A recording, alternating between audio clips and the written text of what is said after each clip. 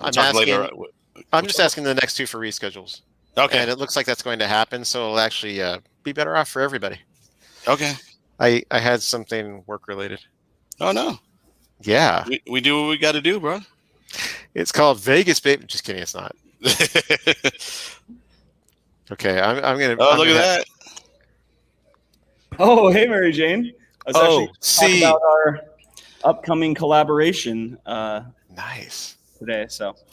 Ooh, I get a hello too. Wow, I feel this is great. Hello, Stella. Oh yeah, no Stella. It's better than some guy coming on and being like, "I made barbecue, but not for you." Look, I'm first.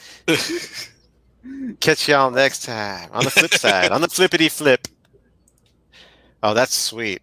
That's going to be exciting to talk about. Okay, we got to put that question in here somewhere. Yeah, we have the one question where we can throw that in. Awesome.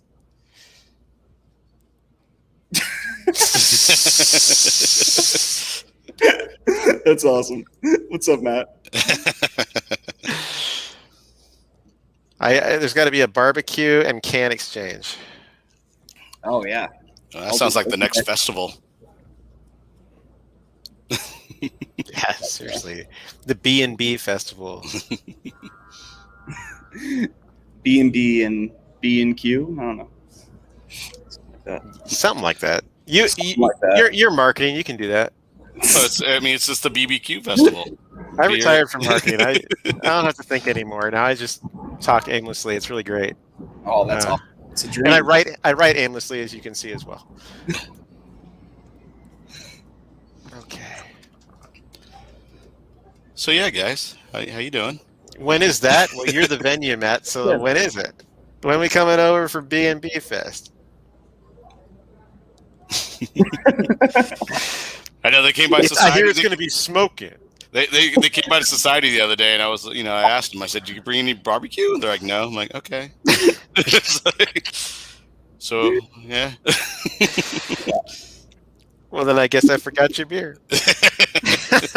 We're all sold out. I'm sorry. We're closed for the day. I kid, but Matt's the coolest. Well, okay, Matt's the second coolest. Candace is the coolest. Oh, I thought you were the coolest. The third coolest. Not quite. I'm like when they show that you get like a story on the news about the top 5 cities in America for blank, and then they say, "Oh, and the bottom 5 were this." I'm like, that's where I'm towing up the line on the cool factor. And number 3,527 was. I mean, you made the list though. I'm not even on the list. It's just as I said, you made the list, Brandon. So dishonorable mention. Cutting room floor mentions. This is going to be a great show. We just did the bonus edition, and it was so much fun. So Jordan is a A1 guest. This is going to be awesome. Right on. It's way more entertaining than that Padre game. Dude. That you don't want to waste your time watching right now. You just hang with us in a safe place. It's comfy. There's beer. There's Jordan. There's an umpire who can actually tell strikes from balls, which is very rare these days. And there you go.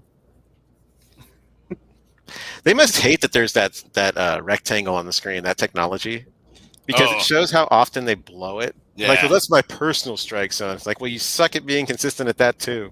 I'll bring my hottest take here. I'm pro robo ump. Like me too. Yeah. What are we messing around with? I don't get it. At least for that component of the game, right? Right. Yeah. And I like that they take. Yeah, I'm against it. I'm sorry, guys. I'm against that. I'm against the shift too. I hate the fucking shift. So. I don't like the shift either. Yeah. I don't either. So, okay. But yeah, I kind of feel like there should be parameters employed for where a fielder can actually be.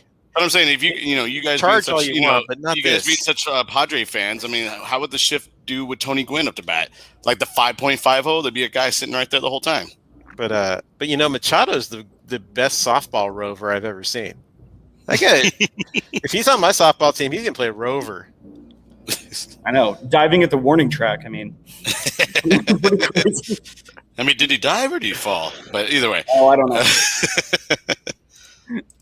All right, guys. We're at 5 minutes into the show right now. We're going to start it up, and then we're going to get going. You guys ready? I'm ready. Everybody got their beers? Ready? Oh, yes.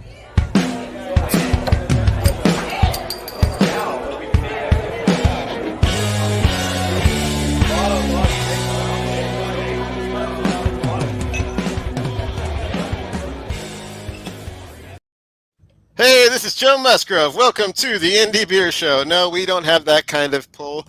It's just me. But we do have our own umpire, and that's pretty special. And we have Jordan from Resident Brewing, which is quite the treat. Quite the treat. Great brewery, hardworking dude who's got on top of everything in his brewery. So thank you for joining us, Jordan. We really appreciate it. Of course. Thanks for having me. Yeah, and thanks for dressing up. Oh, yeah. Love it. You know, I got to do my Musgrove jersey, you know. Hell yeah. And you were saying... I didn't get that memo, guys. I'm sorry. That's okay. Yeah, go grab that Caminiti. I figured you were just being the umpire that was like, yeah, way to go, Joe. Well, I mean, like Jordan said earlier, your last name's Hernandez, my name's Abel, but we can make it into an Angel Hernandez, and we'll just make it work. I don't think that anything needs to be made into anything Angel Hernandez. And if you don't know what we're talking about, consider yourself lucky. Oh, very lucky. Dragging down my bloodline for a long time. So let's talk about something positive. And in fact, this beer that I held up before, maybe people in the San Diego beer world have possibly heard of it. No, Joe, it's Double IPA.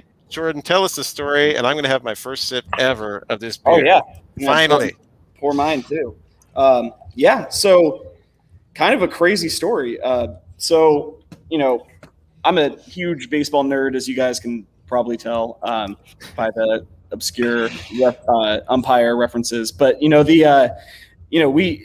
I was following the Padres offseason, and, they made those big splashy trades for, Yu Darvish, Blake Snell, and then after that came Joe Musgrove from the Pirates. And yeah, to be honest, I had never heard of him before that trade. But, of course, immediately I hop on YouTube and start watching all his highlights. And so the next morning, the coolest thing happened. We got a message on Instagram, a DM, and there was a blue check mark next to it. And I was like, oh, who's this guy? So it says Joe Musgrove. And he was like, hey, I just got a hold of some of your Chasing Nelson. And man, I just had a bunch of them. They're awesome. And I was like blown away. Like, holy cow. He's like reaching out to us directly and telling us that. That's a huge compliment. And so I said, yeah, that's awesome. Like, we'd love to get you some more beer. So I kind of set up a situation where we could, get some of his beer over to the clubhouse and stock up his little fridge that he has there. And we give him an assortment of our beers. And so later on, so I do that on Tuesday. On Friday, he goes to Texas and he throws a no-hitter. On Tuesday, we had talked about possibly doing a collaboration, and he was, really excited about it. And on Friday, I was super excited about it, as you can probably imagine. Yeah. After that, we didn't talk for a while, because obviously his life just became crazy. And posting so from murals and stuff, Yeah, like exactly. you do ESPN every. Yeah, and so he eventually, we started talking again, and I said, "Hey, you still up for this?" And he's like, "Yeah, dude, let's do it." He made a point to tell me that he wanted to come in here and actually learn the process and make the beer with his hands. So, we got him rolling with, he definitely knows his way around a tri-clamp now, and he's CIP the tank, and he dry hopped another beer. And those were great photos you had of him doing all that stuff. Seriously. Oh, thank you. Like it wasn't just like, hey, like, yeah, he was here. No, he actually showed photos of him doing stuff. Yeah, and I think I've kind of said this before. Because he mentioned to me that on the day after his starts, they like to do a lot of like cardio and like physical movement, to get something to do with lactic acid. I don't understand it, but so he wanted to move and wanted to do as much work as he could. So we put him to work, and he was awesome. Did you make him clean the tank afterwards? He cleaned the tank before we brewed into it. Hey, Joe, could you head over to the local and get me lunch? I think it would really help your circulation if you went over and got my lunch and brought it back to the brewery. Well, I hear that he rides a skateboard downtown to like the ballpark, right? He rode his skateboard to the collab, and he also he's had starts, and he skated out of the tunnel. He's just like booking it on his longboard out of the tunnel. It's Pretty awesome. Okay. I don't know if he lives downtown anymore, but he did at the time, and yeah, it was pretty cool. I saw Sector 9 gave him a bunch of longboards recently so he could really ride around however he wants. But yeah, I mean, coolest guy ever. You couldn't meet a nicer guy, and yeah, we had a great time making this beer with him. Wouldn't this look really good on a board? Just saying. Hey, don't say it. Don't say it. All right. So now, this story to me is so phenomenal, and I love how organic it is. I love the fact he's like, first off, nicest guy ever, because most people only get in touch with a company when they've got a complaint. Which we all know, we know all too well. I think this is really rad that the guy took a moment to say, "Hey, I just really dig your beer." Yeah. I don't know if it maybe. Yeah, that's how he is. I took him, when we were doing the collaboration, I took him next door to this new taco spot that opened. That is amazing, by the way. They're called Cole Bros, and they're right next door to us. But he's been promoting them ever since too, just because he likes their tacos. It's nothing to do with any kind of paid promotion or anything like that. Just a dude sharing what he likes. Wow. Well, we haven't really talked about the beer yet. I mentioned it was a double IPA, but maybe you can tell us how once he had agreed to come on in and he's like, yeah, let's make a beer. How'd you determine what style of beer you'd make? And then just give us a rundown on what's in this beer, because it tastes phenomenal. And we can talk about how it tastes, and I'll use really great adjectives. I'm very much enjoying it. Oh, awesome. I hope you use that. I hope you say mouthfeel. I always love it on a podcast. What we did was I asked him what his favorite beers were, and he mentioned he likes Sculpin, he likes what was it? Another hazy, like the Stone Hazy IPA. He mentioned he really likes, and then he mentioned our Chasing Nelson. So since he said a West Coast IPA and a hazy IPA, we thought that we would really kind of try to bridge the gap and make a super juicy West Coast IPA. And West Coast, especially because he part of his thing is that he's from San Diego, and he's a San Diego guy. He drinks San Diego beers. He plays for the San Diego team and all that, hometown kid. So we wanted to do a beer style that was representative of San Diego and San Diego's beer history as well. Nice. So since he liked Chasing Nelson, this is a very Nelson heavy beer. That's explains that hop choice as well. And so Strata, Citra, Simcoe as well. All coalescing in a beer that is, what was that ABV again? And what's the significance of it? So it is 8.206% ABV. It is, so the significance of that is that he threw the no-hitter on the 8,206th game of San Diego Padres history. We also incorporated a couple other stats into the recipe as well. So the beer has 59 IBUs. That's his old number. He gave it up when he came to the Padres because of Chris Paddock. But yeah, so he has 59 IBUs in homage to that. And then it has 4.4 SRM. His current number is 44. Nice. And that's a PV reference, right? What? Yeah, that's a Jake Peavy reference, right? Yeah, he's 44 because of Jake Peavy. Yeah. That, yeah. I miss Jake Peavy. I don't know what the hell happened to that guy. Last time I saw him, he was all tatted up for the Giants, and I'm just like, what the hell happened? Didn't he go to the White Sox for a little bit, and then he moved on or something? I don't know. It looks like he went on a vacation to hell and came back.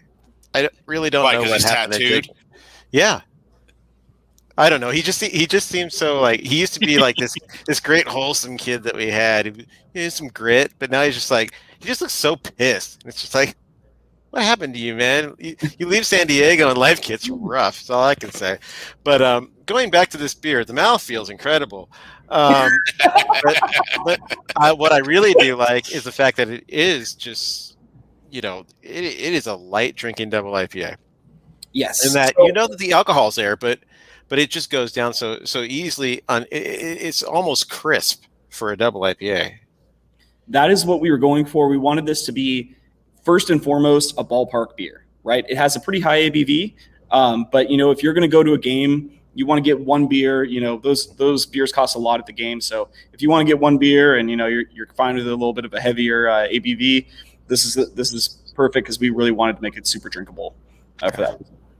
It's got some interesting flavor notes, mostly from the Nelson. I mean, Nelson's got so much going on within it, and then I mean the fact that you have Strata as well. It's kind of like Strata's the new Mosaic. It has enough to be its own beer every time that you use Strata. But what I'm getting is almost like a gourd characteristic in the flavor. And what I mean by that is I don't want to say pumpkin because then everyone's gonna be like, oh, it's like a pumpkin beer. It's like, no, it's nothing like a pumpkin beer.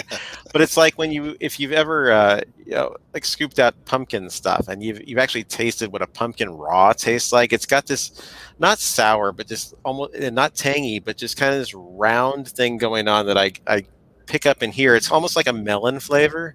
Yes. Yeah. So definitely, yeah. The melon was something we picked up right away. It's that's probably the predominant aroma that you get out of this beer.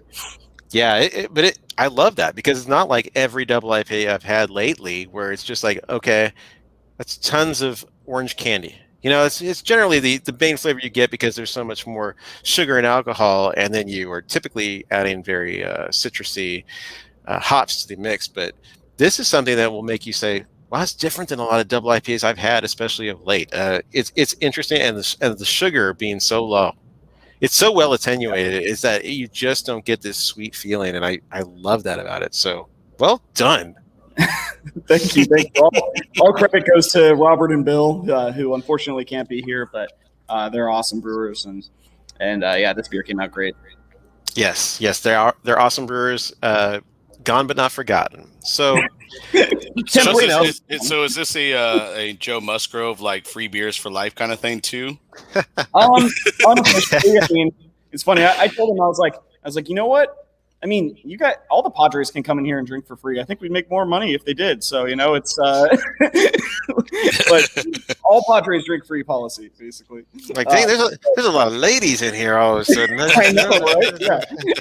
But yeah, so I've actually been, he got a certain part of the batch, and I've been dropping him off so he can keep the clubhouse stocked, and kind of cool to know that his teammates are drinking it too. So. Absolutely. I wonder what the other pitchers feel like when they grab that can. They're just like, God damn it. Well, there's one. It's like I could have thrown a no-hitter. God damn it. Yeah. Everybody except Mike Clevenger is like, why didn't I think of that? Yeah. So. Oh, right. Exactly. Yeah. Well, he's got next year. So he's got next year. He's on the DL right now. So next year. Yeah. But I mean, if you're out, you might as well make a beer. So he did a good job. Actually, that's kind of one thing that sparked me to ask Joe to do the collaboration is that Mike Clevenger just done his beer with Mason Ale Works, and my friend Kevin works up there. We worked together, years ago, and we all still stay close. But he was involved with that beer, and I talked to him, and eventually I ended up texting Joe, and this is really how I asked for the collaboration if he was interested. I said, hey, you're not going to let him be the only pitcher with his own beer, right?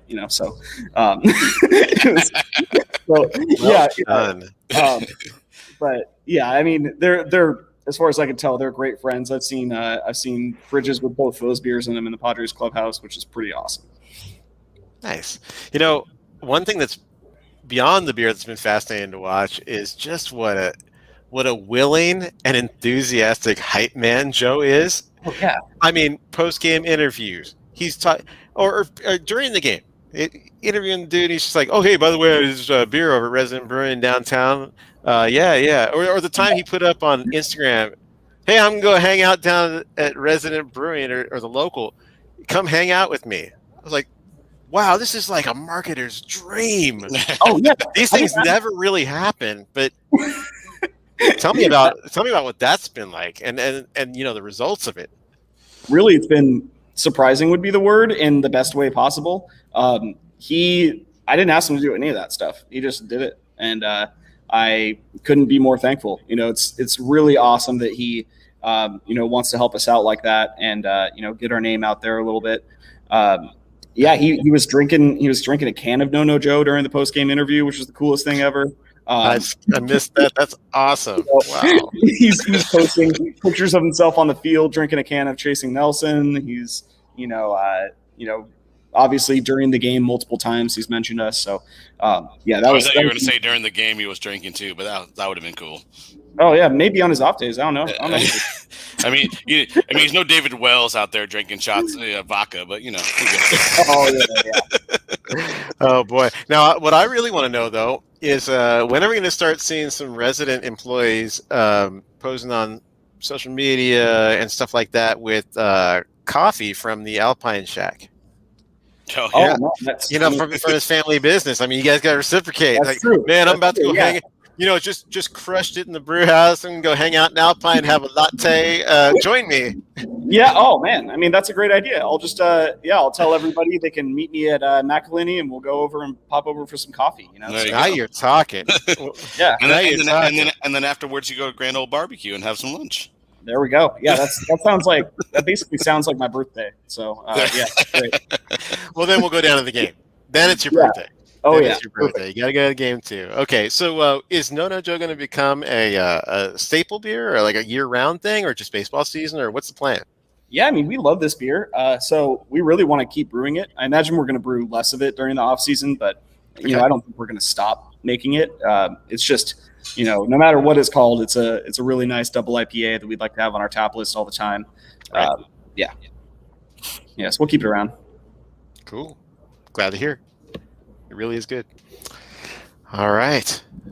So we talked about all these breweries. Like, you have a brewery inside of a restaurant that got started by the local, and I think that should be one of our top threes this week. Would be like, what breweries have came out of established restaurants. And I'll go first. If you want to play along, Jordan, you can. But I'll go first, then Brandon will go next, and then you. So because of downtown, one of my – actually, I came upon it one year when they opened up 2 months – or actually 2 weeks before. It was Half Door Brewing.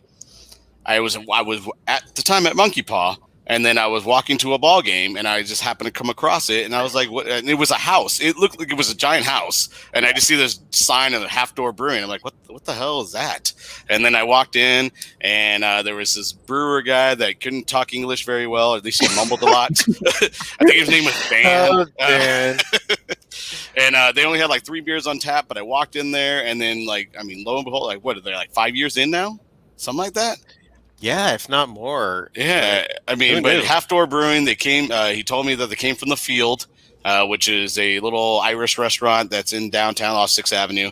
And I used to go there too. I used to go to the Field, and I used to have friends that played bands there and shows there and on Friday nights. So it was cool to see that, and then know that they were connected, and then and then find out with the whole why the word half door, because in Ireland they have the split doors and they keep half the door open and the other one closed. So I didn't know that. Yeah, so that's like nice. It's an Ireland thing because like the doors are split, kind of like Tornado. Oh, rest in peace.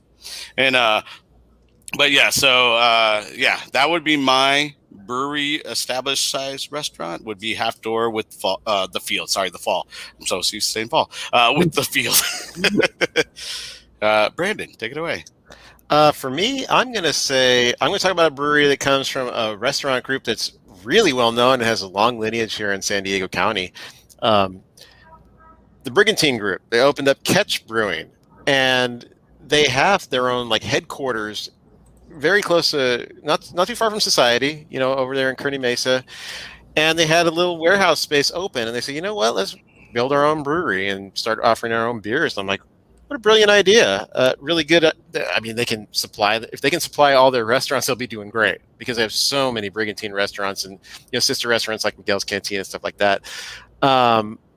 Now, anybody can do that when they have money in a free warehouse space. But at the same time, I've been very impressed with the beers they put together. And I love that if you go to visit the headquarters, they also R&D their kitchen, the recipes from their kitchen that they're going to put into the restaurants, and see what the public response is to it. And it's very affordable to try this stuff out.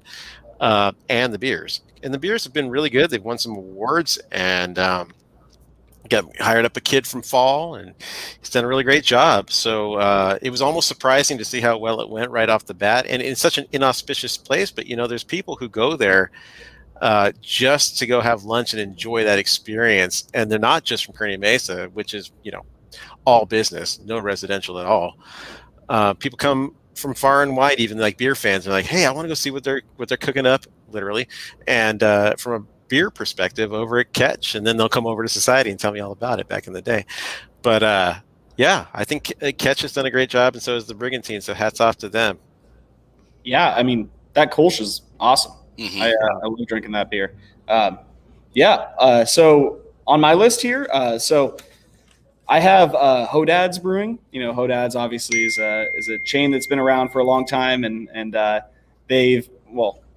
burgers are famous. But yeah, they started brewing their own beer a couple years ago, and Bill, the lead brewer here, is pretty close with all those guys, and so they come over and get yeast and do all that kind of stuff. So they they go over and they'll come over, say hi, and drop some beers off. And every beer I've had from them has been great. Really good IPA, really good hazy IPA, really good, just everything I've tried from them has been awesome. So is someone distracting you over there with text messages? Yeah, our former head brewer Craig Nelson, I guess, is in the building. Oh, Craig, little Craig. Yeah, he texted me. He's like, I see you. Why are you not talking to me? And he knows why. He knows why. Hello, Craig. Oh, Craig's the best. Oh yeah. I think we lost Brandon. Yeah, I was going to say that, or are you just frozen? We are not funny apparently, man. Wait, look at this. Look at this. Hey, look at that. How is this? How did I do that? Wait, I want you to be in the same position on both. Can you make that? You're not seeing two, are you? Okay, We are seeing two. that's pretty good. Okay, I'm going to do it again. Watch this. We're going to have 8 people on the screen. It's going to be great. See what happens when Craig starts texting? Like Brandon just fucking freezes. Oh, is that what happened? Yeah. We were talking about Craig Nelson. Remember that? I heard guy? a bunch of dings. No. Yeah, of course I do. But no, was that what all those dings were? Yeah, Craig keeps texting me. He's watching the show. He knows he's doing the dings. He can't let go. I know. He shouldn't let go. I mean, he's all over that brewery. Yeah. Oh yeah, definitely. All right. Well, at any rate, okay. So now we've got our number 2. Now we're going to talk about life after Joe. Yeah. Oh yeah. Life before Joe. Life before Joe. Or really. before Joe. Because It's just life in general. Because here's the thing: you already were a great brewery before this whole thing happened, and I think that a lot of people are discovering you for the first time. But as people in craft beer and the SD beer scene know, that like Resident's legit, and we very much enjoy what you all do. So One Trick Pony. You've enjoyed all this new following, but you already had one around the wealth of styles that you guys produce. Because I go down there, there's everything from, Perky Blonde on up to, some pretty heavy duty stuff. But of course, there's the hazy IPAs and the other IPAs that you make as well. So tell us about the idea behind your new series of beers, which I've enjoyed watching come out because they have really good can art. But they're named after certain locales within San Diego County. Yeah. That's your new manifestation. Yeah, so I mean, really, so what we're talking about is the San Diego series. I brought a couple of cans as examples. These were the first 2 to come out. So this one here is called Sunset Cliffs. There we go. It's a hazy IPA with a picture of Sunset Cliffs at sunset. And then this here is La Jolla Cove. Got a little sea lion hanging out there. We need a close up of that. Oh yeah. Hold on. Let's get Jordan up there on the screen because these are really nice. So these really came out of necessity more than anything else, or just practicality. During COVID, a lot of breweries, were really struggling, and we could count ourselves among them. We just wanted to be smart about what we did and to spend as little money as possible. So I brought up the idea of saying, hey, I don't know how to use Adobe Illustrator really, but I can take a picture. So I went out to different places and took pictures and then put that on there, and then I just had to add the font. So they're really easy to make, but they ended up doing really well. I think especially because people identify with these places and they have special memories of these places, and they really like to be reminded of them. And when you're drinking these beers, I mean, you see something like this, and it's a local beer. I've been going around and doing a bunch of them. We've done one for Solana Beach, one for the Carlsbad Flower Fields. That's beautiful. Balboa Park as well. Well, I love that it was born out of pandemic necessity, but it's really well executed as well, and you do a really good job. So as far as the liquid that's in the can, though, kind of what drives the styles that have made it into these locality beers, if you will. Yeah, so that's really it's really almost like a pilot series. We really get to try to explore all our different ideas of doing different stuff. For instance, our last one, Carlsbad Flower Fields, was an all New Zealand hopped, 0 IBU IPA.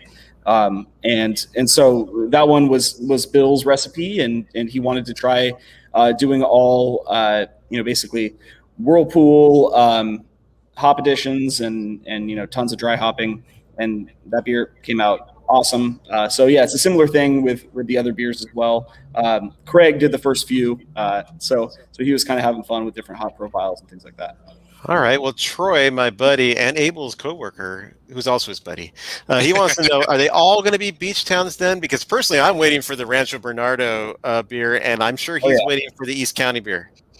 Oh yeah, no, I'm going to go all around and do all different parts of San Diego. The beaches are pretty easy place to start. You can definitely, everybody loves the sea lion, but sure. Well, until you encounter them in the water. But touche. Yeah. So I mean, that was pretty easy. But I've already done we already did the Balboa Park and the Carlsbad Flower Fields, which are both not beach related, and we're starting to go a little bit more east and doing some other spaces. It was funny that the owner of Courtyard Brewing in New Orleans reached out to me, and he's a San Diego native, and he was like, "I will fly back if you do a Rancho Bernardo." No shit. One. yeah. I didn't know he was from here. I mean, I've visited his brewery and talked with him a lot. I had no idea he's from Rancho Bernardo. I think he's from Rancho Bernardo. If not, it's in that area. Yeah. Nice. Yeah, we're up there. All right. Cool. Well, I got so excited about talking about your photographs being on a can that I forgot to intro this beer number 2, the Fleeting Glimpse. Oh, yes. But it's one that I was so intrigued by during the pandemic that I actually purchased it. And so I've had this before, but it is one of the most unique beers I've had in a long time. And once again, really great bottle art. Now, I'm sure you didn't do this one. I did not. This one was took some illustrator skills. Yes, this one was done by Tyler Cristobal, who does most of our labels. He does a lot of labels around town for different people, and he's just the most talented guy ever. But yeah, this label here, we gave him the note of like fractal ingredients, basically. So you got this beer. So just to go over what this beer is first, it is a saison.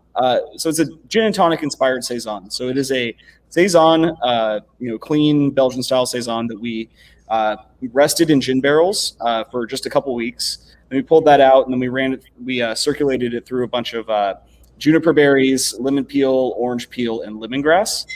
So we were really just trying to achieve that kind of gin and tonic flavor. So Craig Nelson, our previous head brewer, is famous for loving gin and tonics. So he finally got to do his gin and tonic beer, and he was pretty excited about it. Oh, that's great. Well, it is a unique beer. It really carries through on the gin, the core gin ingredients that you ran it through. I really get that. There's a drink that I really like, a cocktail wise, and I made it wrong for Abel once, but it's a Court Survivor number 2, and it's gin and elderberry liqueur, lemon juice, and Cointreau. Hey, you know what? So, I still drank it. Okay. He said he enjoyed it, but it. We had so many drinks by the time I made that drink that I'm like, oh yeah, you know what? I forgot the lemon juice. It was just all booze, but he enjoyed it enough. And I texted him the next day. It's like, dude, I'm so sorry. Anyway, I really enjoy that drink, and this is so gin-like that I could almost. I actually experimented with it. I had a little bit left in the bottle, and I went ahead and let it go flat, and held on to it for about a week, and then saw what it might taste like if I put it next to some actual gin and try to do some kind of like reconfigured ratios on this cocktail recipe. And it wasn't half bad. It was way different because it is beer at the end of the day. Right. But I'll tell you, I mean, for it to have that much presence of juniper and these other ingredients and citrus, it makes you to make you think that is even possible. That tells you how ginny this is, but it's tasteful. Right. We didn't want it to be too much, and the idea. Craig had the awesome idea that saisons already have that like kind of peppery, white pepper, phenol flavor that comes through, and it really just paired perfectly with this idea of doing a gin barrel rested beer. So credit to him. This beer, came out awesome. Yeah, absolutely. So thank you for the segue. So Craig, this Craig you keep talking about, who keeps texting you. Yes. Awesome guy. Has done fantastic things for the brewery, for Resident over the years.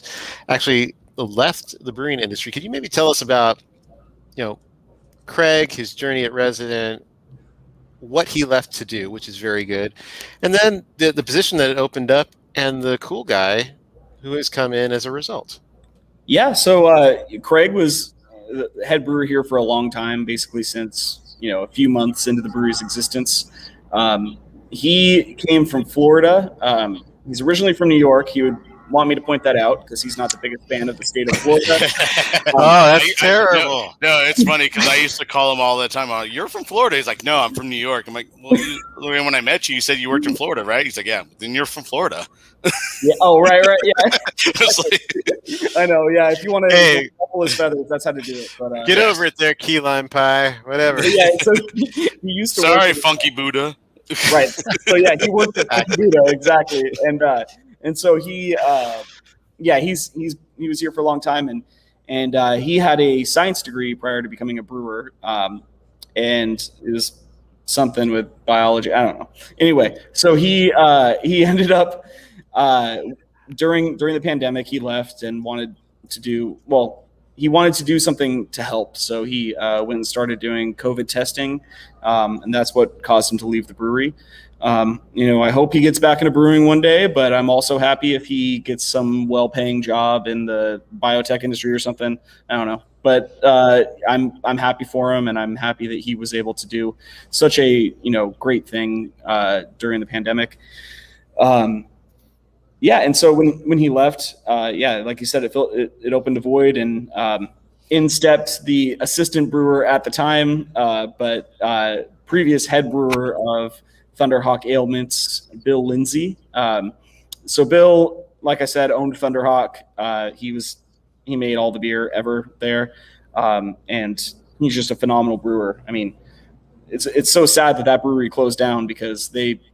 I think they were probably the most underrated brewery in San Diego, just probably because of their size. You'll never see them out at any bottle shops or anything like that. They're brewing a barrel of beer at a time. So it's definitely, harder that way to get your name out. But when I walked in there, this was, 2 years ago, I had a flight, and it was the most thoroughly enjoyable flight I've had in years.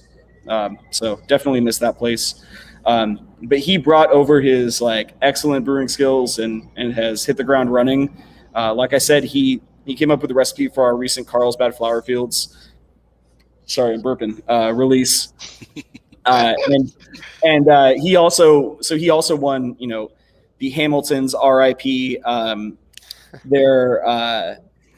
So he won their hazy IPA blind tasting competition in 2019 before the world went to hell, and he, it was a blind competition with pretty much all the breweries in San Diego, and only blind judges, lots of canes. Yeah, yes, only blind. Yeah, I was there. Okay, there's not all canes. Well, you're dressed like an umpire, so you're clearly blind. Oh, okay. But I didn't vote for him. I didn't vote for him, so sorry. Oh, okay. They won for a beer called Lampin', and it was a great beer. And we brewed a similar beer here a little while ago. We called it Gaslamp, and but it's too close to our Gaslamp Quarter, so we can't make that anymore. But hopefully we can incorporate that recipe into something else. Maybe perhaps our next San Diego series release. Just phenomenally talented brewer, and he was supposed to be on the show today, but he had some stuff come up. So life always comes first, and He must have remembered that Abel didn't vote for his beer. He's like, oh yeah, something came up. I remember that Abel didn't vote for my beer at Hamilton's. I'm out of here. That is true. He did leave right after I told him Abel would be on the show. So I mean, it happens. Oh, Lord. Me and Bill are like this. Yeah, I've seen it. They guys walk in from different ends of the brewery, start throwing coasters. It's a business, dude.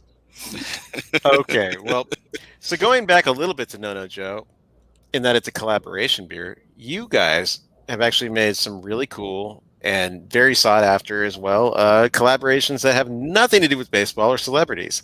In fact, they have to do with gasp other breweries. So maybe you could tell us about some of those that have been really memorable, or beers that were collaborations that people really went for in Residence history. Yeah, so we've done quite a few collaborations. I guess the perfect segue would be that we've done one with Thunderhawk that was really good. That one was called Roof Rider. It was a hazy IPA with guava, and that one was always pretty popular when it came out. Other than that, we've done a couple collaborations with breweries like Pure Project. We did a West Coast IPA with them, and that one came out great. We've done collaborations with Virgin. We did the AleSmith Black is Beautiful collab with everybody last year.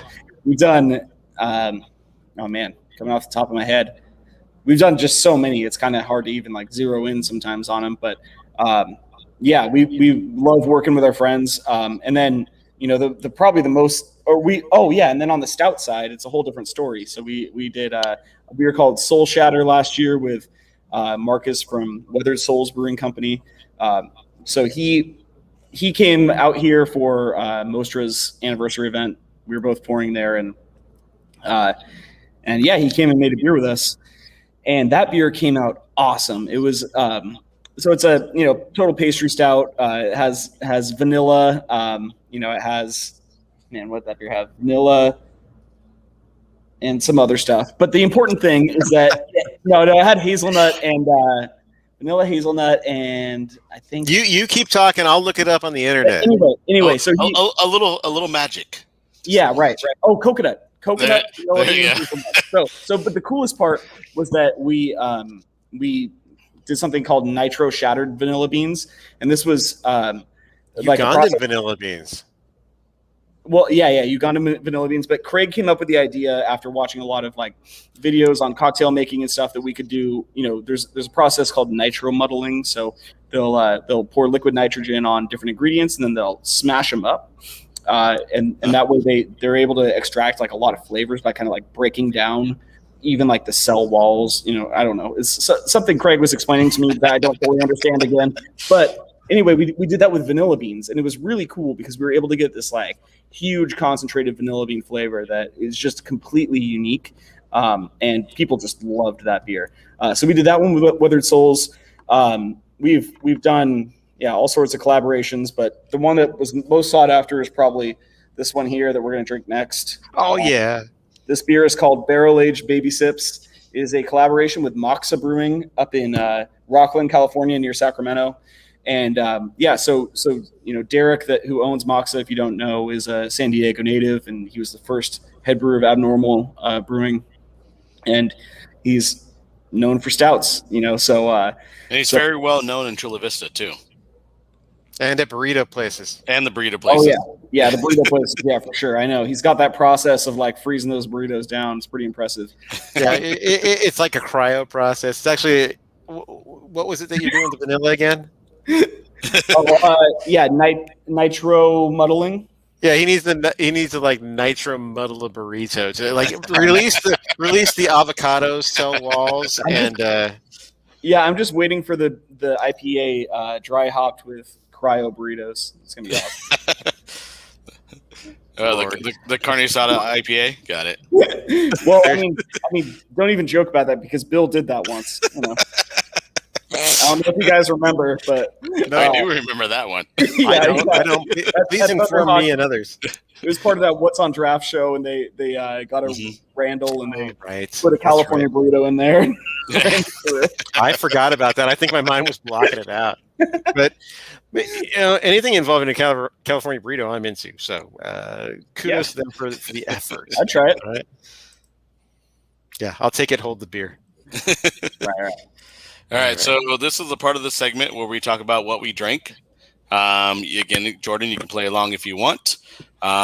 Since I went first for the top 3, I'll let Brandon go first, or this way, for the what you drink last. So it doesn't have to be like what you drank today. It could be something you drank the other day, but whatever you drink last that you think was just like crazy boom out there. So Brandon, take it away. What I drank last, and it was belated.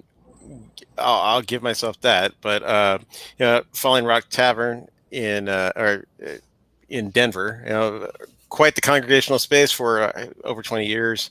Mm-hmm. A big player in the craft beer scene. When craft beer wasn't as cool, they closed down, and so I finally opened my bottle of the Lost Abbey's beer, which was called Falling Rock. Very clever. It was made in collaboration with the owner, Chris, out there, who I got to meet and several times when I went out there with Stone and when I went out there as a journalist. Really nice guy. I think he made a smart decision to close because it clearly was not going to work for him. And just all that space in the pandemic was really rough. And the so many places coming in to be competition and the place getting trendier. It was kind of harder with a craft beer bar, which is something that happens in craft beer. And kind of sad to see like people who want to have like hard seltzers and cocktails and forgetting all about beer. I think it's possible for these things to coexist. But at any rate, just had a nice toast to Falling Rock with that beer, which was a great barrel-aged beer. A lot of different barrels. Had raspberries and some stone fruit rested, as well as some beer from a tequila barrel. It made it very interesting. It was like probably no other beer I've had from the Lost Abbey. Very tart and just a really nice summery beer, as it turned out. So the timing was great on that, and the sentiment behind it was not lost. It was just a really nice way to kind of say goodbye. Yeah. No, it was very weird seeing that post.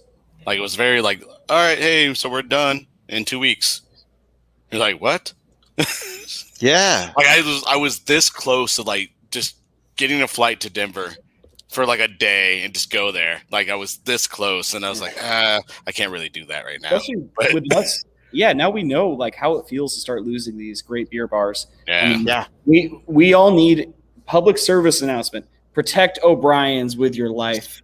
Yes. Protect it. Also Churchill's and also and also Ale Tales for legal reasons. No, I'm just kidding. You gotta say 3. Hey, don't let these become the Liars Club. I mean, Regal Beagle. Regal Seagull. Regal Beagle. Yeah. All these places are amazing. I'd say O'Brien's because I live close to there and I frequent there, and I've been going there forever. But in all seriousness, we really need to, as a beer community, really try to support some of these places because it's really sad to say goodbye.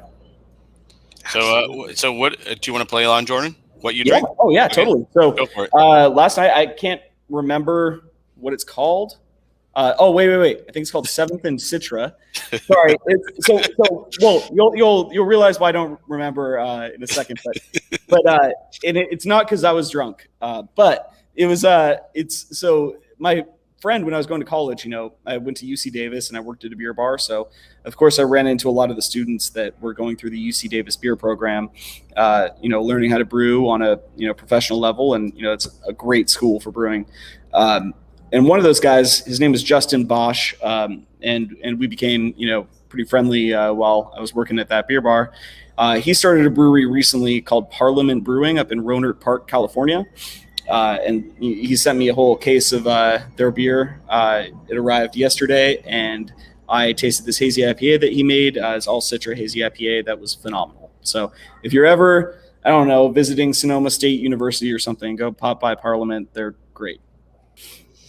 Cool. Nice. All right, so Good I'm going to pull. be I the like Debbie. that. I'm going to be the Debbie Downer here for just a quick minute, just because we lost somebody recently, and Russian River decided to do this whole blind pig and give it up to Nate, Big Nate Sirocco.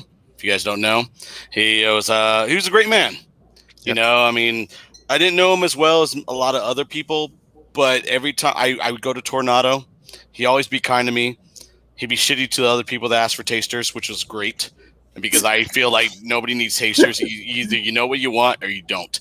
But Nate Sirocco, rest in peace, brother. That was the last beer I had. And we actually went to O'Brien's the other day, and I had a blind pig in his honor. So That's really nice. yeah. So but you know, these things happen. You know, we take it with a grain of salt, but like, you know, we're doing a lot. Everybody's doing a lot now. I think this whole month, I think we're trying to like make it a Nate Sirocco month, like Yeah. July, like You know something what? like that. Yeah, I mean, Nate was a legend in Yes. a world where there's no legends anymore. You know, Yeah. Yep. we live in a world of social media where legend building is pretty hard to do, Mhm.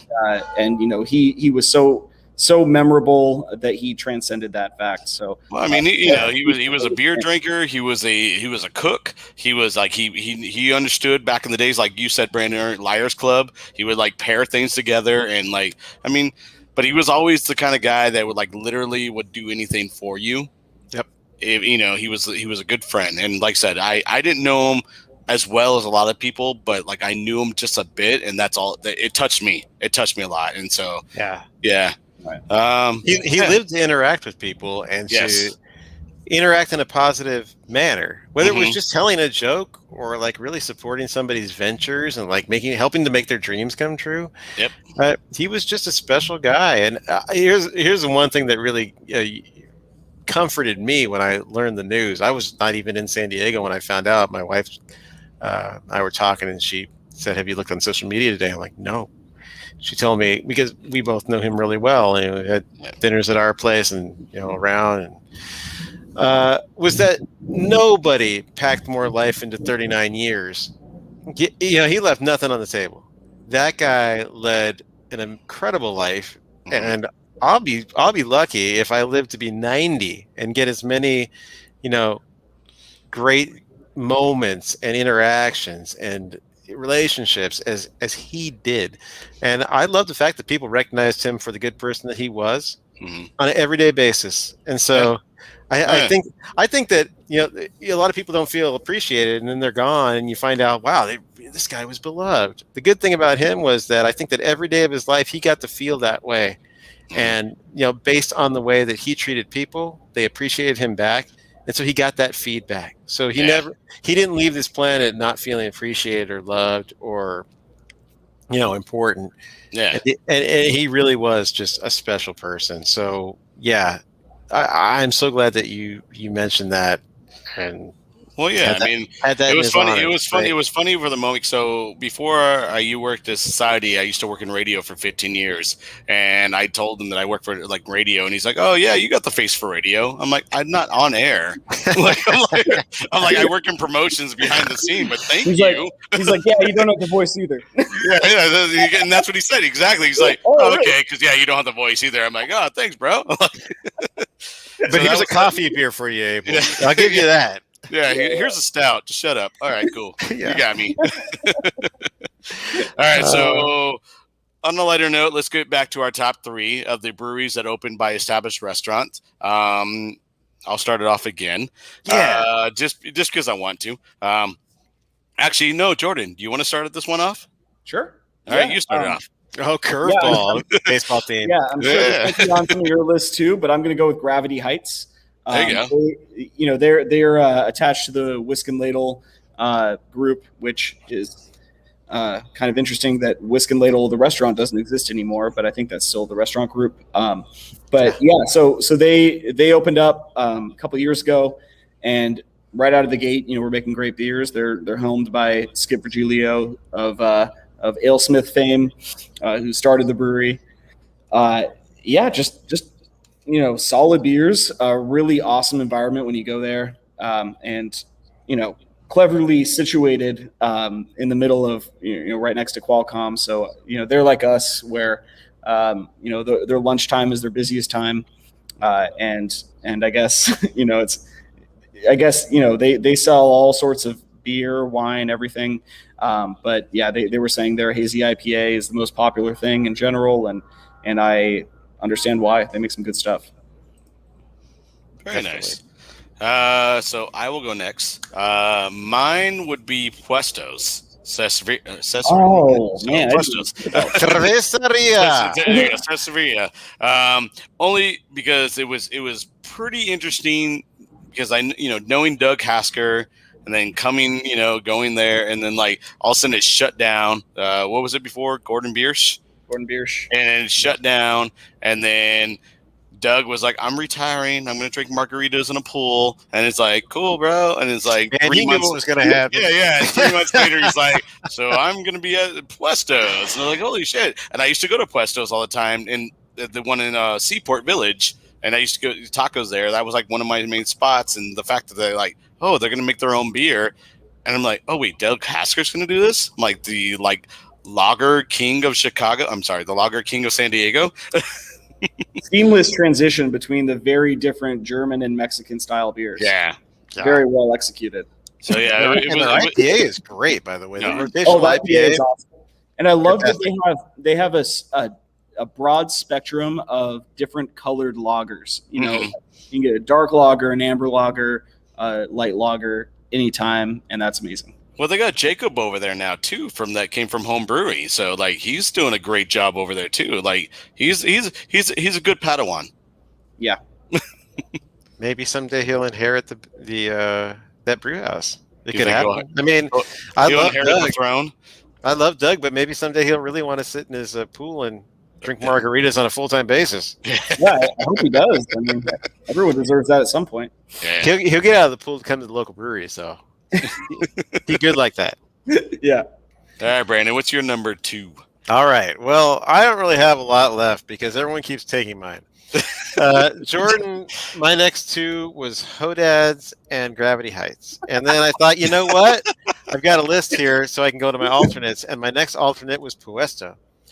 So I could steal what I think is going to be Abel's number 1, but I won't. I'm going to mention. I know it is. I'm going to mention a place that I think has done a tremendous job, maybe more than what people realize they've done. But Mason Ale Works, which started out as the 3 local brothers groups, entree into brewing after having their original restaurant, the Barrel Room, then urged Gastropub and that whole thing, and then Brothers Provision at the time. Grant over there decided, you know what? Let's open our own brewery. Whew, that's gutsy. He did so over in Oceanside. They don't have the place anymore. Now it's Municipal Taco, but they moved over to Urge Common House, which is currently closed, and has some transition happening there too. But I mean, they opened a 20 barrel production facility, and they've made their own beers. But not only that, but they've partnered with Horace Aged Ales to open Ferris Falcon together, and they've teamed with Beer Zombies to do Beer Zombies brewing, and now they've partnered up as an entity with Taps Brewing. And so now Grant's overseeing that entire production over in Orange County, this giant brew house with a bunch of different brands having their beers all brewed there, including Mason. And all he said was like, I think we should add a brewery to our restaurant group. It's kind of interesting to see how that all played out, but they don't even make the kind of beers I really enjoy. Like they make the thickest of the hazies. Like you gotta love hazy IPAs to love their beers, especially the Ferris Falcon.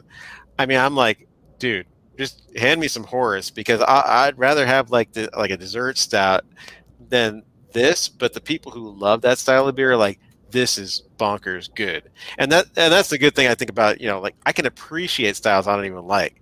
And I think they do a fantastic job because it still has great aromatics, even though it's not exactly what I want to drink because of the mouthfeel. Oh, yeah. But really the mouth feeling kind of how I feel after I've had several of them. I can't really get through a 16 ounce, but I can appreciate their ability to get a lot of hot presence in an aromatic and flavorful way into these beers. And so kudos to Mason because they really have rolled with the punches, especially with the pandemic. They are not scared to try new business concepts and make it all work for them. So, man. Yeah. Did you know they're distributed in 25 states? How crazy is that? Not 26. Pretty crazy. 25. I think it's 25. Maybe it's 26. Well, I don't know. Well, if I was not one, 5-minute abs. What are you talking about? 5-minute abs. 6 minutes abs. No, 6. It's like you guys said 5. These abs clearly took 6 minutes. But they are opening a new brewery in Iowa. This whole this venture with taps, Really? and so he's about to oversee 2 breweries. I mean, one in the Midwest and one here, and I'm sure there'll be an East Coast at some point. But it's like, wow, that situation really escalated quickly. Yeah. Shout out to Kevin again. For being the sales. Oh man, I can't say wizard. Kevin's great. He doesn't work at Modern Times, but he's sales genius. I don't know. Unsung hero. Yeah, it's one of those guys who's around all the time doing a lot of stuff behind the scenes, but man, he helps make it happen big time. All right. All right. So I just want to give you guys an update for the Padre game. You guys are now down by 1 run. Oh, because a rookie just hit a grand slam. Which rookie? Let's see. His name is Daniel Camarena. We brought him up today. I don't know. I mean, I guess so. Wow. Yeah. You still have a chance. It's only the bottom of the 4th. Only the bottom of the 4th. Oh, well, yeah. Wonderful. Yeah, we're good. All right.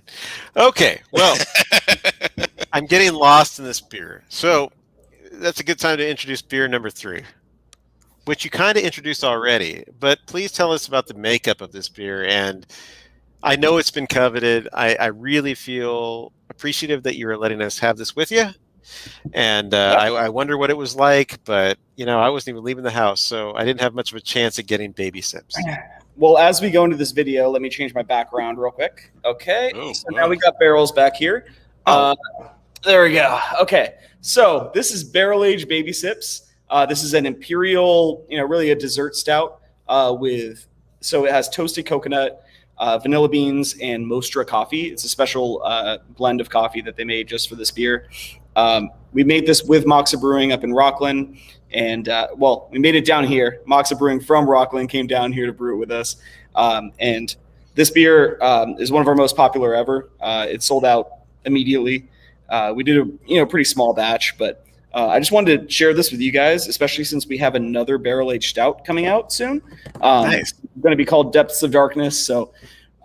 This one is no longer available, but Depths of Darkness will be available pretty soon. Just follow us on social media. Oh, wait. It's not available? I just opened this bottle for nothing? No, I'm just kidding. We got to drink it at some point. We good. Hey, it's for the brotherhood. It's for the brotherhood. Exactly. Yeah. This is in solidarity for the Padres. We need it. It's brown. Bring it back. Oh man, it smells good. Oh god, I just love that. I'm still not over the aroma because as soon as I opened it and poured it, I have it about 8 inches from my face, and I can just smell it coming off of this taster glass, and it's delicious. I love the fact that Mostra coffee is involved, and I'm not surprised given the background of this beer. Fantastic place. Not too far from Rancho Bernardo. I'm just saying. No, maybe that's the Rancho Bernardo picture. Is that's got to be. Yeah, just a picture of Mostra coffee. I mean that's got to be one of the best things about living up there. Seriously, I'd go there every morning. Oh, that's delicious. You had me at hello.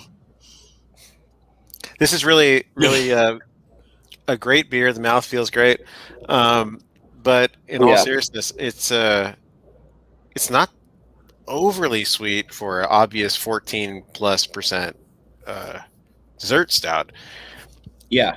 It's delicious. I don't really know what to say. The vanilla is the biggest note to me, along with the coffee. The coconut's almost just kind of in there connecting things, which I really like. But that's a good way to put it. It definitely melds into one flavor, but you can kind of pick out the individual components as well.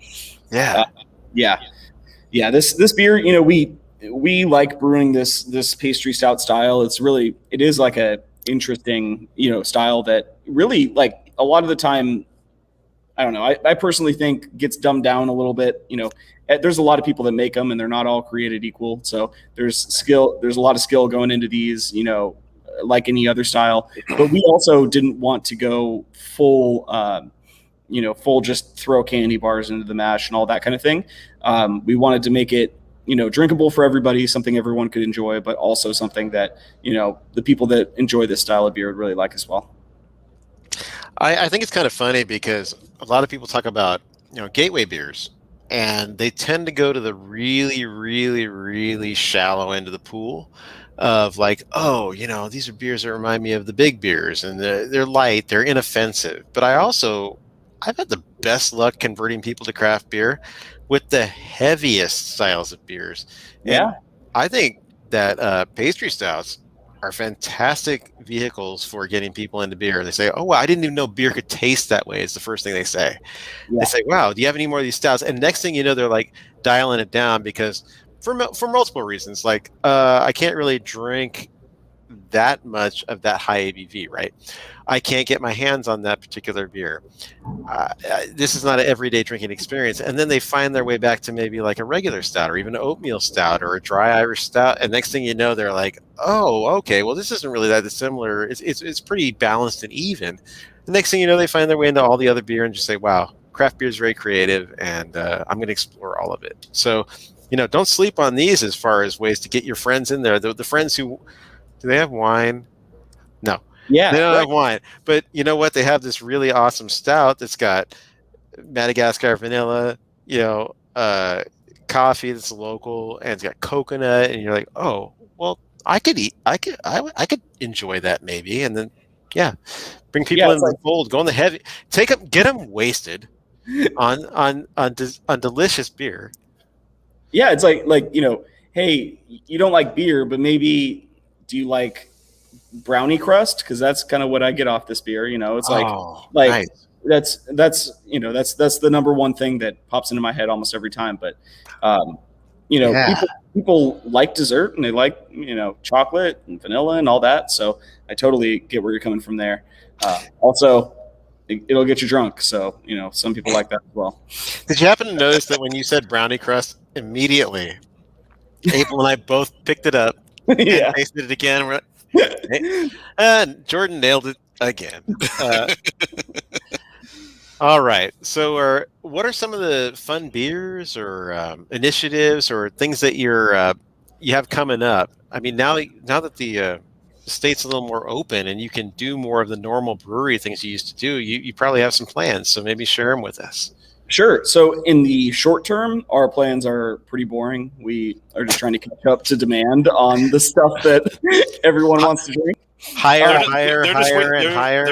They're waiting for the next no hitter. So we actually hired 2 people yesterday. One to come in and help, with a lot of the like things we talked about earlier, like just the entry level, throw grain bags around and all that kind of stuff. And one other, we hired an assistant brewer to help Bill. He's coming all the way from Puerto Rico. He's been brewing at a brewery in Puerto Rico for quite a while. So he's going to be here in a couple weeks. So those are some exciting things. But is his name Lee Chase? No, not Portugal. Oh, Portugal. Puerto Rico. But it's great he's coming from Puerto Rico because we don't have to, from Portugal, it's a different country, so we'd have to do all sorts of, stuff. But Puerto Rico, luckily, is part of our company. Or country, not our company. Hey, speaking of Portugal and Lee Chase, Matt made a comment. What about Blah and Automatic Brewing Company? I would argue they opened, as one entity. That's why they're not in there. So like, brew pubs and Abnormal Beer and Cork and Craft. That's why they're not making our list. But obviously they were great. So. Anyways, Jordan, please continue. So in the longer term, we have a lot of plans. So we want to continue our San Diego series. That series is all IPAs, so you can expect a lot more West Coast and hazy IPAs from us. A lot of one-offs, but also we just got finished talking about a collaboration that we're going to do with Game Craft Brewing up in either Lake Forest or Laguna Hills. I forget which city they're in, but they're actually the closest brewery to my Yeah, there you go. They're the closest brewery to my parents' house, so my parents hang out there. Kind of fun. But the first thing you notice when you walk into Gamecraft, which is an excellent brewery, by the way, that everyone should go try when they're in the area, you notice their stack of horizontal lagering tanks, which, as you know, a brewery employee, you just walk in and start dreaming about stuff. So what we're gonna do, we want to do something fun that both of us have never done before. So we are going to brew a Tmave Pivo. So that's a Czech style dark beer. So it's like the lesser known, there's a few different types of Czech beer, but really people only really know Pilsner for the most part. They have their amber lagers, they have their dark lagers, they have some kind of yeast beer that I need to do some more research on. So we're going to brew the Tmave Pivo, which literally means dark beer in Czech. And that beer will hopefully be coming out in the mid-fall, probably sometime in September or October. Other than that, yeah, like I said, once we kind of free up a couple of these smaller tanks behind me and don't have to crank out our core stuff so much for Petco Park and all that, we're going to be brewing all sorts of different fun stuff. Oh, very nice. I'm excited about that beer. Are you going to have it down at the local, or are you going to be able to sell it at? Yeah. So like I told you guys earlier, we're looking to feature, our collaborators on tap when we come out with our collaboration beers. So what we're thinking is we'll purchase a couple kegs from them and then, bring them of the Tmave Pivo. And then we will also get a bunch of their other beers because, they're not really distributed much in San Diego and they're phenomenal and people need to know about them. So well, I'm excited about trying beers from that Laguna Hills brewery. Yeah. Yeah, they're great. All right, cool. Well, that's something to look forward to. So now going into kind of like the longer term for y'all, like really longer term, you guys have been looking for a larger brewery, a production style brewery, to keep up with the demand for your product. Quite frankly, I mean, you have plenty of places to send your beers just within your family of restaurants, and then Petco Park. That creates a monster to be fed. So maybe tell us a little bit about like what you're looking to acquire as far as facility, like what would suit your needs right now. And then also I'm really curious, like what does Resident want to be when it grows up? What is the ultimate plan for you guys? And what does the future look like for Resident 5-10 years down the road? Yeah, so the short term right now would be to find a facility that's just bigger. We are now, we brew on a 10-barrel system, and we would love to just keep cranking out on this 10-barrel system and just add some more tanks, which a lot of breweries can do. We can't do that because we are already completely packed. We cannot fit a fermenter anywhere. So what we want to do is get a bigger brew house. Not gigantic, but like definitely a step up from this one, whether it's 20-30 barrels, something like that. And then start to, and then add tanks to a bigger space, right? So we just need to acquire that space first, which we're working on right now, and then we'll be able to do that. In terms of the beers that we want to make and what we want to do moving forward, we talk a lot about, we want to keep up with the demand for our core beers. So those would be, Chasing Citra, which is an unfiltered IPA with Citra hops, Urbanite, that we tried earlier. That one is a West Coast IPA with Simcoe, Mosaic, and Amarillo hops. And then we also have, we brew, we have our blonde ale that we brew a ton of. And then we have, so those are like the main core. And then No Joe, we're brewing a lot of that these days as well. So we want to be able to keep up with those beers. And then that gives us a little bit of flexibility to brew smaller batches of things that, we're a little bit more experimental with. So we are all giant beer nerds.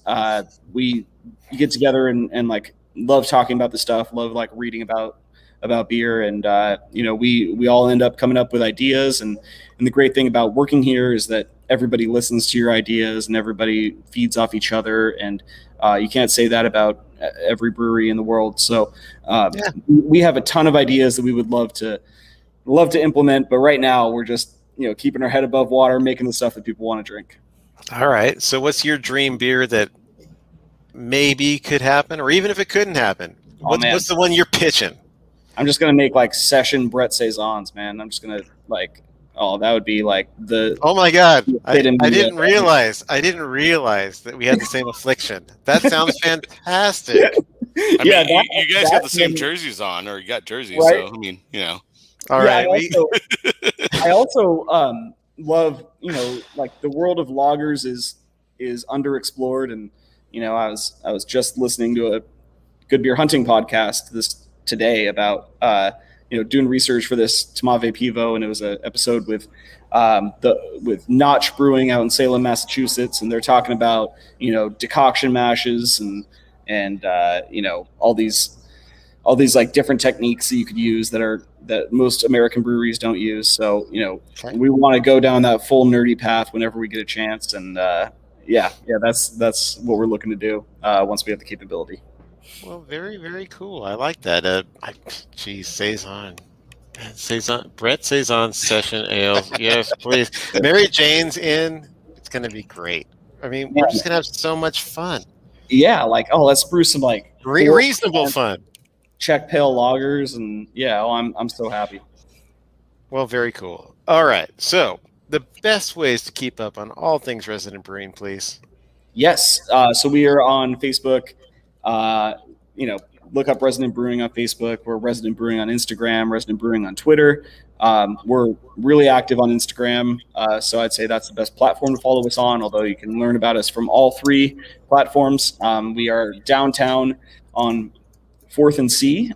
So if you look up Resident Brewing online, it'll show our address, but you enter through the local Eatery and Drinking Hole is the restaurant that we're connected to. So you can come by anytime. We're open pretty much all the time. So yeah, come by, get some food. We got food, we have beer. And really we are always available if you guys want to call us or talk to us about anything. I just want to lobby you to please utilize what has to be a trademark and have a beer called Drinking Hole. Drinking Hole. Yeah. It just seems like a missed opportunity. I don't. Drinking Hole Session. Brett Saison. Or mouthfeel. Oh. Nah, somebody's stolen that one already. Combine those and very. I was trying to be We're going cool, down a bad road here. I was trying to be cool. Okay. Sorry. No, I'm just kidding. So on that note, let's talk about our Patreons. Yeah, let's do that. If it wasn't for our Patreons, we wouldn't be doing this right now. So let's give a shout out to Ben, Bill, Brian, and Christopher Pariah. Brian, Cool. Casey, Dan Diego's, Dante, the second best producer in all of the town, David Martin. Yeah, Doug, happy birthday, by the way. Oh, It's yeah, his birthday today. Is his birthday today? I believe so. Whatever. For Brewers Podcast, Garen from Beer Alien. Hey, Garen. Greg. Not that Greg. That's what I said. Greg.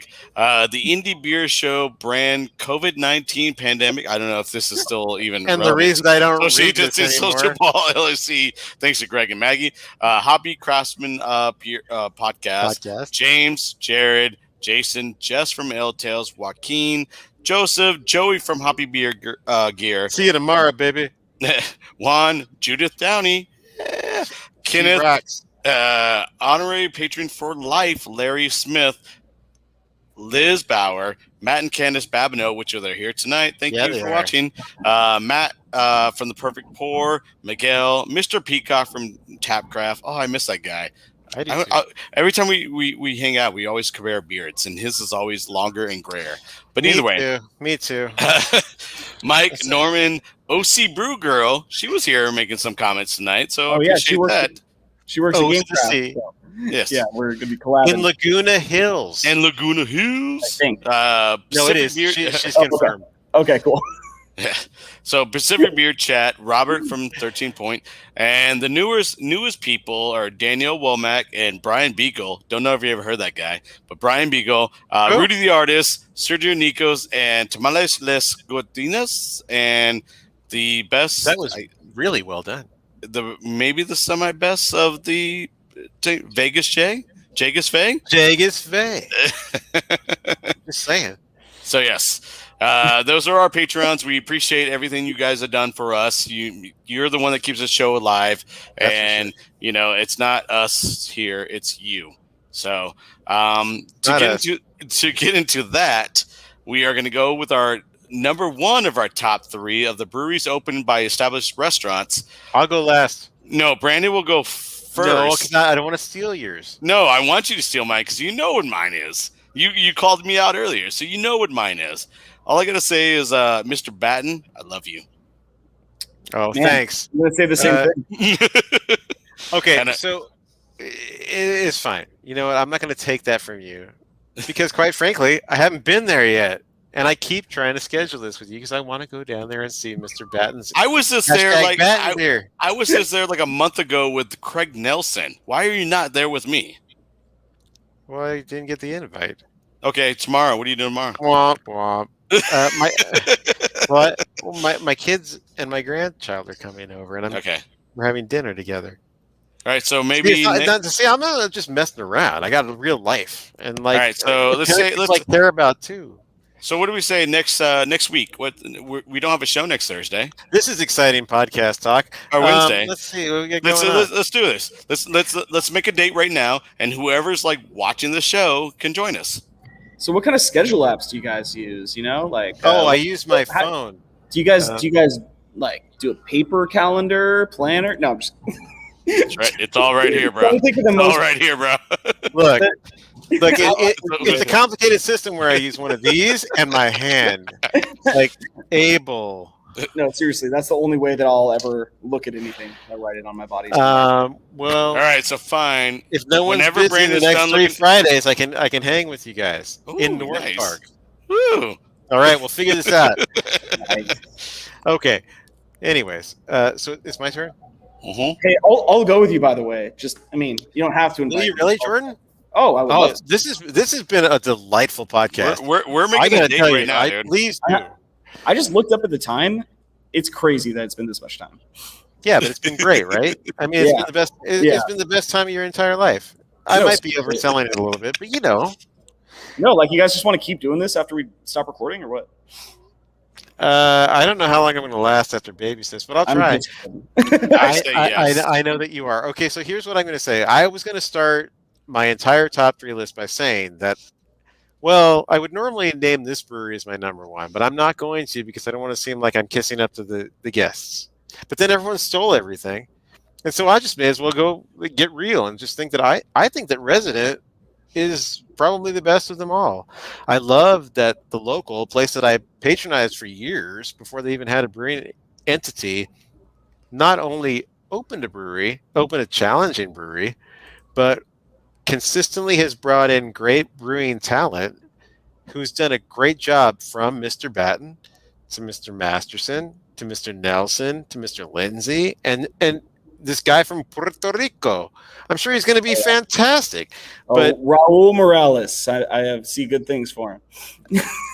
Awesome. Well, our next guest on the Indie Beer Show. But honestly, it was a place that already had an established presence and a lot of patronage. They didn't really. Here's my thing with these established restaurants: they don't have to try too hard. And quite frankly, if I'm being honest, my biggest disappointment with a lot of the restaurants that open breweries is that they don't try too hard. They don't hire anybody who they'd have to pay any money to, and they hire a bunch of young people. And it's like, why aren't you making a play for a head brewer at a rad brewery? You guys can afford it. Meanwhile, like they open a restaurant, it's like, we got this top chef, blah, blah, blah, blah, blah. It's like, yeah, but your brewery, you hired like a junior assistant brewer from a different brewery.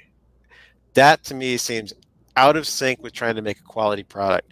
The good thing about Resident, and I mean the local, is not known as like a culinary masterpiece, but it's a place you go and you enjoy yourself and have, I think, really good food, and what you have that experience that you want, but yet you guys have constantly employed really qualified brewers to make really great beers, won awards, and you put in your beer in Petco Park.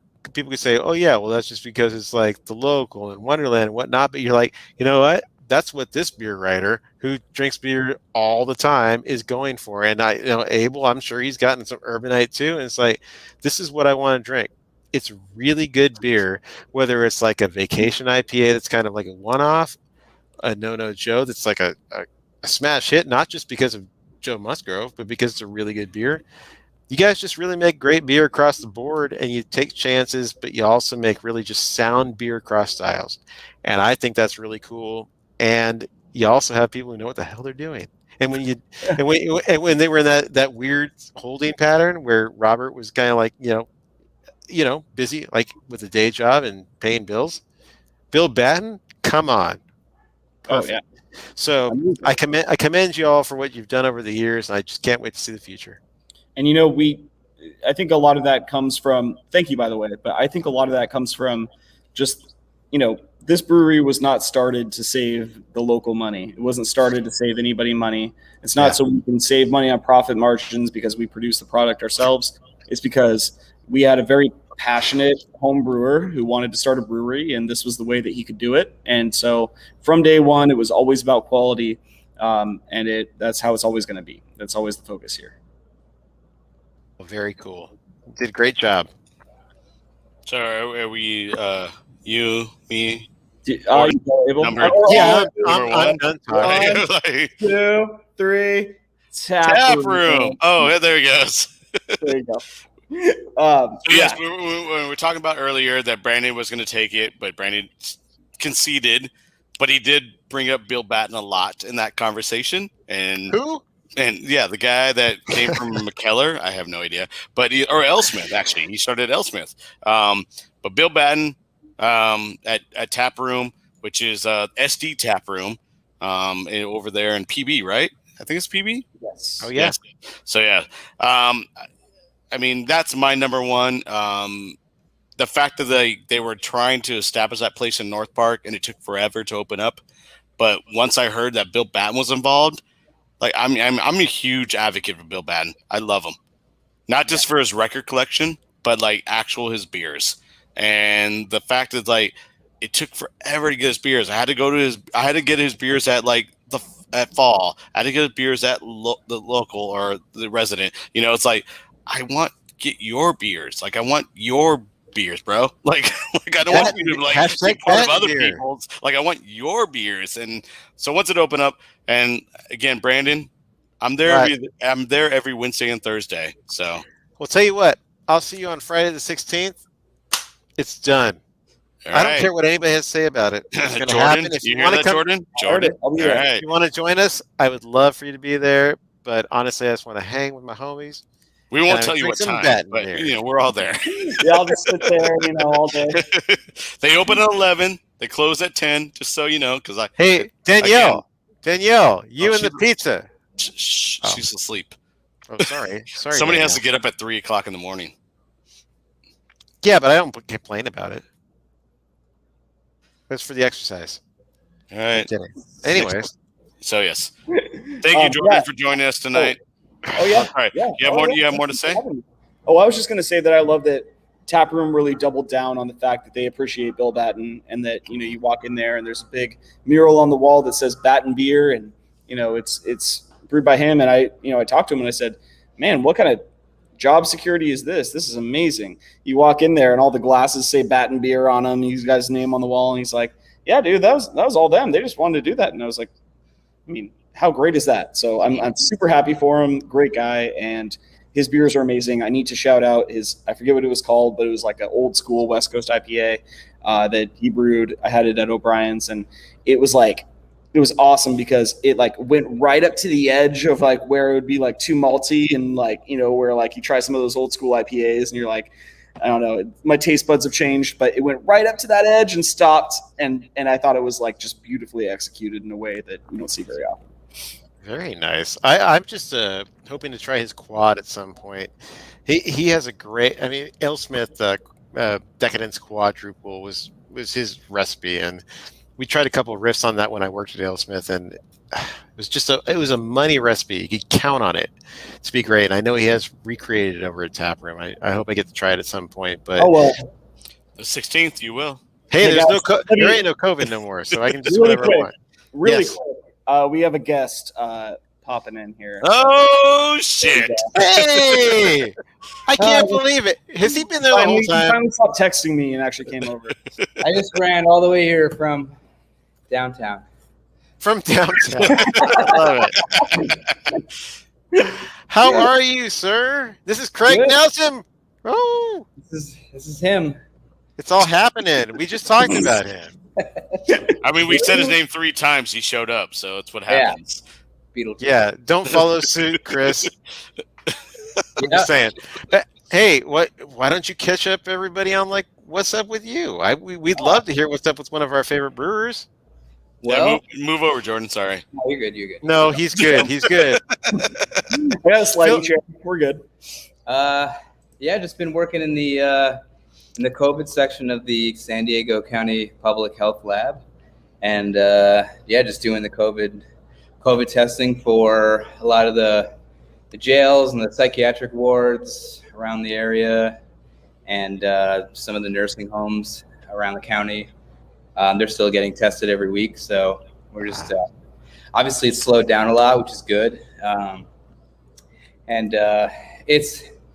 It's basically like a temporary job. So when the pandemic is like officially done, I'll be looking for a new job. But right now we still have work from those places probably till at least the end of the year, maybe longer. I mean, the news changes every day based on the new variants and stuff. So there's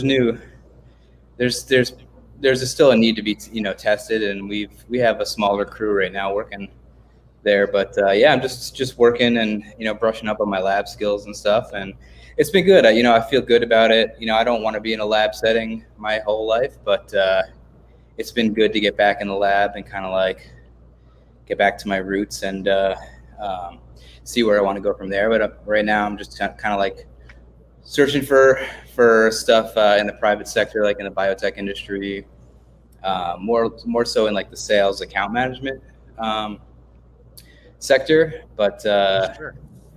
that's I don't really have any plans right now on coming back to the industry, although I do miss it. But it's nice to just like be able to stop in and harass people. Well, I mean, Bill might be looking for an assistant soon, so. I would love to be Bill's assistant. He'd probably be a great boss. Bill's a great dude. He's a great brewer, and We're talking about Bill Lindsay, not Bill Batten. both of them. Honestly, both of them are fantastic. I do miss Bill Batten a lot. So tell me, was it kind of like an onslaught when you first got in there? Because you mentioned how the demand obviously has fallen for certain things. So now you're servicing certain sectors that are different from the public, where it was just like, okay, we're here for you, come in. What was it like when you first got in there? Because it was pretty hairy at the time. Could you maybe share that with us? Yeah, I came in on like the tail end of it being really hairy. I mean, I've heard stories from some of my coworkers that have been there for like, since the beginning, and had helped kind of like set up the SOPs and everything. And yeah, it was, I mean, they were testing just, thousands of samples every like few days, I think, at one point. Wow. Now we're down to maybe like 1,000 a week or something, but it was really hairy for a while. So they say, and I got in at the tail end of it. So it's definitely slowed down significantly since I started. I recently got a promotion. So a lot of the senior microbiologists have moved on to other things, and so they just promoted me to being a senior microbiologist. So that was really cool. Nice to get promoted, but like a lot of people kind of have left to go on and do bigger and better things. But I think I'm kind of using this as a stepping stone, as just like a lot of the others were using this as a stepping stone, and kind of like in between.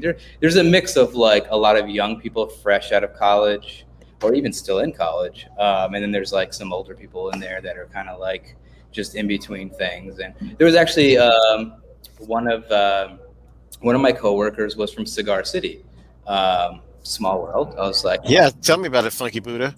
So yeah. So he was the his name's Ryan, super smart dude.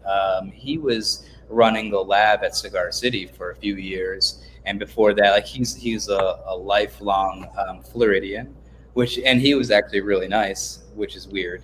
And that's where you're from, right? Florida? Oh, nope. No. Yeah, go Rangers and Lightning. And so he had a lot of experience with like in the biotech industry. He had taught I think some classes. He was like a kind of like a teacher down at one of the schools. I forget, maybe UF or USF. And then he wound up running the lab and doing all of the lab stuff at Cigar City for a couple of years. And so he knew so much about like PCR and basically like detecting, if there was any like Brett in a clean beer, or any wild yeast strains or anything. He was able to, run some tests on that. And so he knew like the PCR background, and then he came into this. It was just kind of like a weird fluke where he got note of this job, and he started working there, and it was basically like a similar thing. So he started doing a PCR for COVID, which basically just tests if you have the virus in a sample there. So it was very like similar, but kind of like a weird scenario that he came from the brewing industry and I came from the brewing industry. But yeah, he was definitely really smart. What did you guys actually talk about most of the day? Sometimes we talked about beer. Yeah. Once in a while. Yeah. I would think. Well, it's pretty great that you did what you did, and we really appreciate that. Buddhism. What's that? Sorry. They also talked about cigars and Buddhism. No, of course they did. Yes.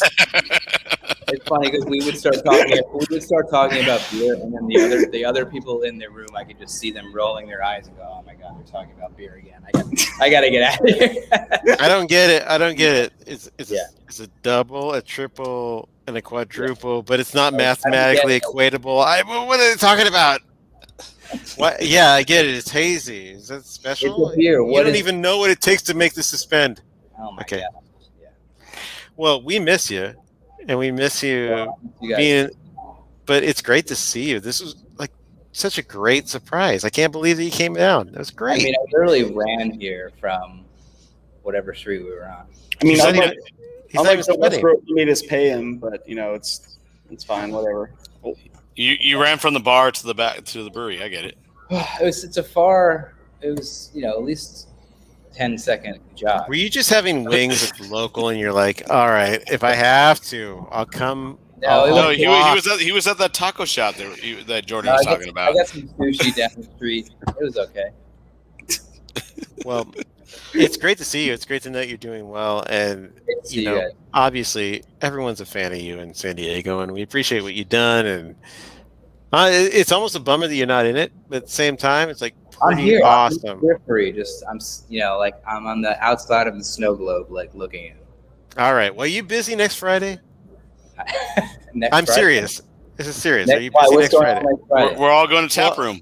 We're going. The three of us are going to the tap room beer company, not SD Tap Room. It's a great place, but we're going to Tap Room Beer Company. It won't tell you the time. That's the thing. I'll tell you the time. I don't know when yet, but it's going to be in the afternoon towards the evening, and it's going to be fun. And we'd love to see you there, and we hang out. If it's after like 4 p.m., I can definitely go. If it's before, it's going to be after. Okay. We're gonna take it into the night. It's gonna be fantastic. I think I could probably make it. I'm gonna get there at 11 when they open, and I'll reserve a table and just wait. Do they serve gin then? Or? I don't know. No, maybe Jordan will bring a bottle of this. I was just saying. Greg, I don't have a glass for you, but you can drink out of the bottle. I can't believe you said, do they have gin and also tonic? Just saying. I'm glad you guys talked about this beer because I feel like this beer is underappreciated and it's great. We still have bottles for sale. We still have a couple bottles. Yeah, we have a couple cases left of that beer. Not for long. Not for long. Indie Beer Show Nation. I'm glad you enjoyed it. But seriously, it's a phenomenal beer. I love the fact that it's like so gin-like, but at the same time so saison-like. So great job. Yeah. Thank you. All right. Well, I'll see you next Friday. I'll see you next Friday. I'll see you next Friday. I'll see everybody here next Friday. For now, though, we're going to sign off. And I just want to say for Craig, for Jordan, for Abel, for this nincompoop. Thank you for watching the Indie Beer Show. We enjoyed our time with you. See you next time. Bye-bye.